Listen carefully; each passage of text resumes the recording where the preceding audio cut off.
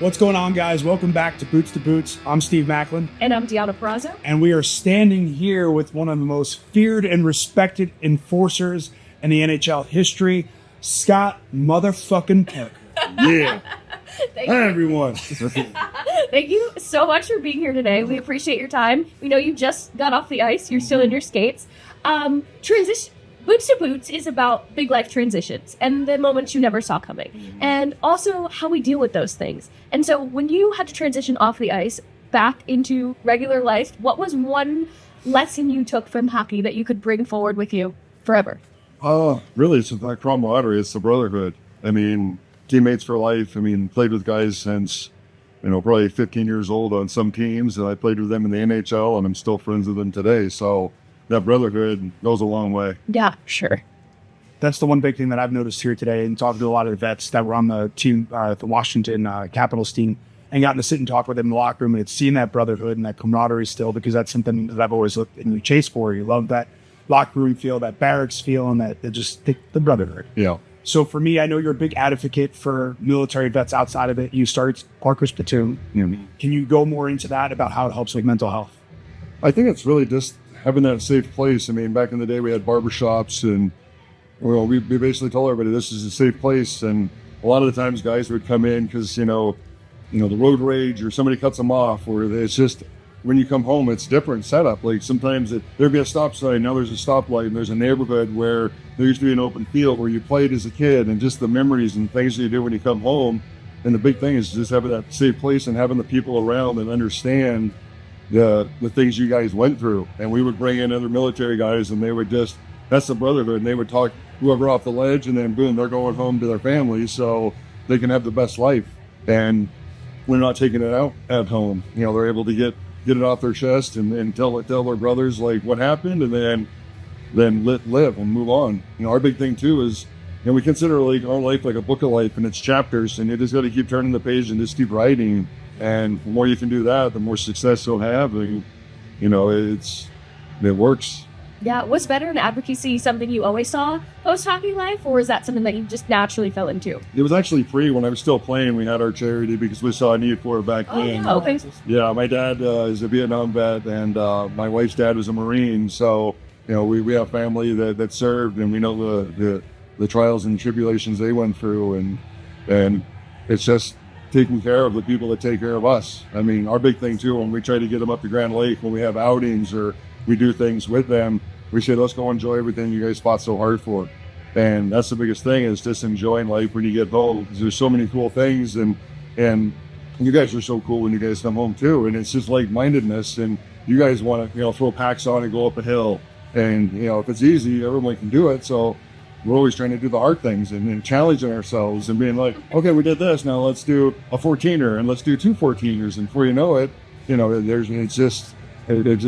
flows, and it just makes life so much better.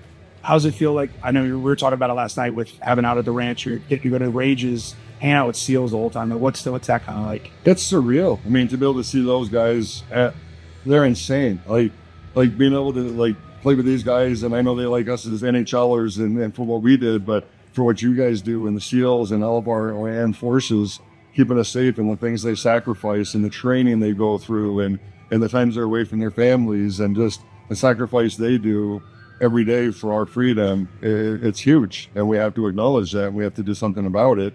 And that's where T2T comes into play huge, to be able to make all that come together. How did you get affiliated with Towers? Well, we actually learned about T2T through Bo Richenbach. They built his house in Montana, and that was quite a few years ago. And then we got to been a part of some of the ceremonies down at the village in Florida, at Land O'Lakes, where it's Do Good Village down there, and a bunch of homes for the vets and first responders and the Gold Star families. And it's amazing to see how it changes their lives. And because little relief, gets off their shoulders, and they're around like-minded people. So it's a huge thing. Yeah, that's exactly why we wanted to get involved too, because it's like, we've been given such a platform with professional wrestling, and Steve being a veteran, how do we tap back into that community, which is so important for him and his mental health? But then also, okay, we have this platform that we can speak to a large audience. How do we raise awareness for this? What organization can give us the platform to do it? And I mean, we've been with Tunnels to Towers, advocating and doing events and stuff for the the last part of the year or the last year, and it's been so fulfilling to even be here today, and the friendships you make and the opportunities you get. People you meet. Yeah. Just getting to hang out and shoot the shit last night. It was just fun to everybody has the same mentality and the same heart that they want to give back, and it's really cool.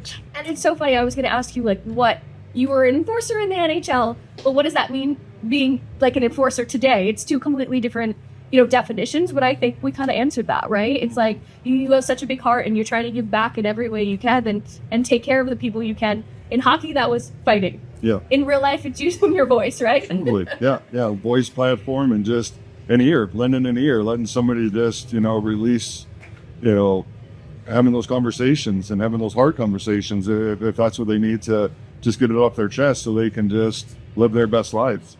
Yeah, definitely. We appreciate having you, but one last question we have to ask you is, we know you grew up in Alaska. Uh-huh. We've never met anybody from Alaska. What was that like growing up and coming from that and then around the rest of the world?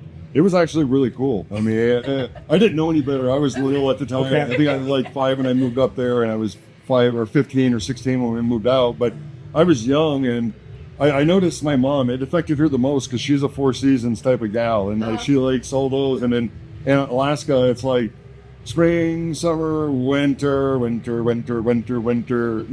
just drags on and drags on. I mean, it's pretty crazy how long it can be, and then just the daylight and all that stuff, and the way that the earth pitches, and you get really no daylight in the winter, but 24 hours sun in the summer. So it's pretty surreal and different, and it's cool. I mean, if you haven't been to Alaska, you have to definitely go see it, with boots on the ground, because it is an amazing place to go visit. It's on the bucket list. When we first met, he was like, if I ever disappear, I will be without a phone and in Alaska, and you'll never be able to reach me. That's his bucket list place to go. There we go. We'll be with each other. Yeah. Rocking it up a hill. Thank you so much for your time talking to us, shedding light on T2T, what it means to you, and all the work you're doing for the veteran community. We are so appreciative. No, appreciate you guys. Teamwork. Absolutely. Thanks for coming. Thanks so much. Thanks for having me. Thanks. Thank you for listening. Thank you for watching. Please like, subscribe, and listen wherever you get your podcasts. This is Boots to Boots. We'll be talking to you. At ease, soldier. It's Marine.